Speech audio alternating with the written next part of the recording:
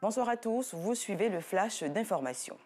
Les pluies torrentielles qui s'abattent sur la ville d'Abidjan continuent de causer d'énormes dégâts. Aucun quartier n'est épargné. C'est le cas de Lokodro, dans la commune d'Atekoubé. Les populations de ce quartier paient le lourd tribut des pluies diluviennes de ces derniers jours. Vous verrez les images ce soir dans le 19h30.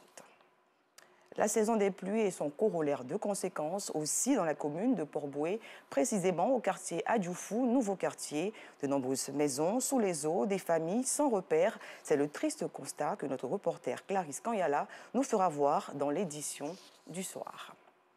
Abordons à présent un sujet qui touche de nombreuses personnes et qui n'est malheureusement pas vulgarisé, le traumatisme psychique. Quelles sont les causes qui peuvent être concernées et que faire quand on en souffre? L'ONG Action Psy Côte d'Ivoire a décidé de lever le voile pour élucider la question. C'était au cours d'une conférence de presse à l'UFR de médecine dans la commune de Cocody. Le reportage de Clément Bocco dans le journal du soir. Le troisième âge à l'honneur, une idée du Centre social Habitat Entente de Treichville.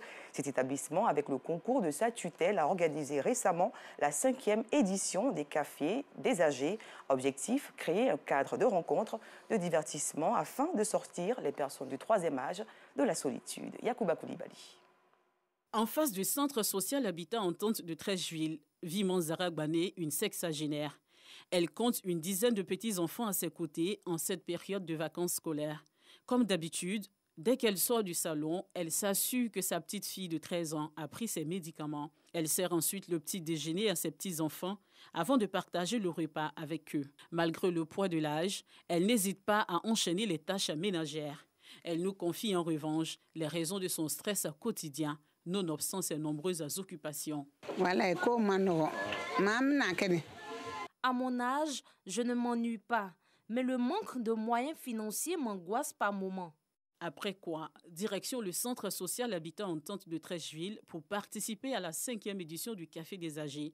Contrairement à Manzara, cette octogénaire est accompagnée sur les lieux de la cérémonie à cause du poids de l'âge. Pour permettre aux personnes du troisième âge de sortir un tant soit peu de leur vie de routine, Julie Baudria, directrice du Centre social d'accueil, a initié un cadre de rencontre, d'échange et de divertissement dénommé le Café des âgés. Une activité placée sous le signe de l'amour, de la fraternité et du partage. Le Café des âges est un cadre qui permet aux personnes du troisième âge de se retrouver entre elles, de se récréer et de partager des projets, des visions ensemble. Nous appelons toutes les personnes de bonne volonté à nous aider parce que l'État à lui seul ne peut pas tout faire. Une occasion pour les autorités et invités d'honneur de lancer des messages. J'ai demandé que les jeunes, l'ensemble de la population, aient un regard particulier à l'égard des personnes de troisième âge. C'est une belle initiative et nous souhaitons encore à nos grands-parents, nos seniors d'avoir longue vie